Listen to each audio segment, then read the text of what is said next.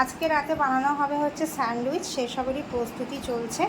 আর এদিকে ইনি অসহায়ের মতো তাকিয়ে আছে যেন আমি খেতে দিই না ওকে। এটা তোমার খাওয়ার নয় তো, তুমি তো দই ভাতু খাবে বাবা, তো দই ভাতু খাবে। এইদিকে পাউরুটিগুলো সব সেঁকে নিয়েছি, আর এই হচ্ছে আলু সেদ্ধ করেছি, এটাকে পুর বানানো হবে। এটা তোমার খাবার নয়। এক দৃষ্টে তাকিয়ে আছে। হ্যাঁ হ্যাঁ হ্যাঁ। মা কি করছে দেখি আয়, মা কি করছে দেখি আয়, আয় আয়। কি করছো? আজকে স্যান্ডউইচ হবে রাতের মেনু। ওই জন্য কি স্যান্ডউইচ? পুর আলু দিয়ে হবে আজকে, যেহেতু নিরামিষ পূর্ণিমা।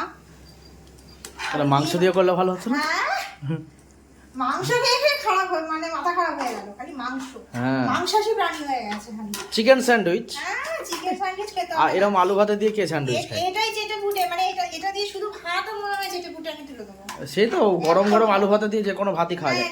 এই কিন্তু এটা তোর মা স্যান্ডউইচ করছে, তুই খাবি? আয় দে, খাবি? আয়, তুই খাবি?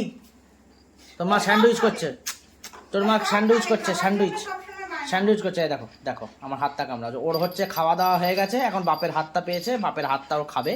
হ্যাঁ, এমনি তো টেনে নিয়ে যেতে পারে না, তাই মুখে করে হাতটা ধরে টেনে টেনে নিয়ে যাবে। এই যে এই যে এই যে এই যে এই যে এই যে কি সুন্দর খেয়ে বুদ্ধি। কচ কচ, চলো। ওই দা, তোর ঠাকুমা ফোন করেছে আবার। গজল গজল কি আবার? হ্যাঁ, মা রান্না করছে দেখ। দেখতে কি সুন্দর হয়েছে দেখেছো? একদম টেস্টি টেস্টি বাদাম টাদাম দিয়ে করেছি, বললে হবে? বাদাম, ধনেপাতা সব দিয়ে। একদিন পরে এটা পুরো রেসিপিটা শেয়ার করব। এই যে আমি পুর বানিয়েছি, আর একজন পুর মাখাচ্ছে ইয়েতে, পাউরুটিতে।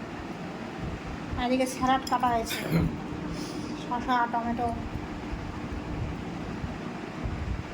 কি গো, খাওয়া দাওয়া তো ভালোই হচ্ছে। খেয়ে দিয়ে তো ভুঁড়িটা বেড়ে যাচ্ছে। ও আবার বলছিল এটা আবার বেসন দিয়ে তেলে ভাজা খাবে, তো আমি না করছি যে এত তেল খাওয়া হয়ে যাচ্ছে আমাদের, তার থেকে এটাই বরং ঠিকঠাক হবে। এই জন্মে আর রোগা হওয়া মনে হচ্ছে হবে না। আমাকে আবার এর পরেও আবার আমাকে বলছিস এসে যে বেসন দিয়ে ভাজা হবে। হ্যাঁ, ভুঁড়িটা না আর একটুই বাড়বে, এতে কি আর বাড়বে? এই একটু একটু করে প্রতিদিন খাওয়া হলে তো ব্যাস শেষ। এরকম আলু ভাতে মেখে একটু গরম গরম ঘি ভাত দিতে দিতে একদিন।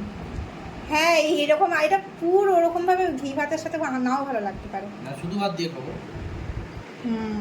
এটার মধ্যে তো মশলা টশলা দিয়ে করা হয়েছে।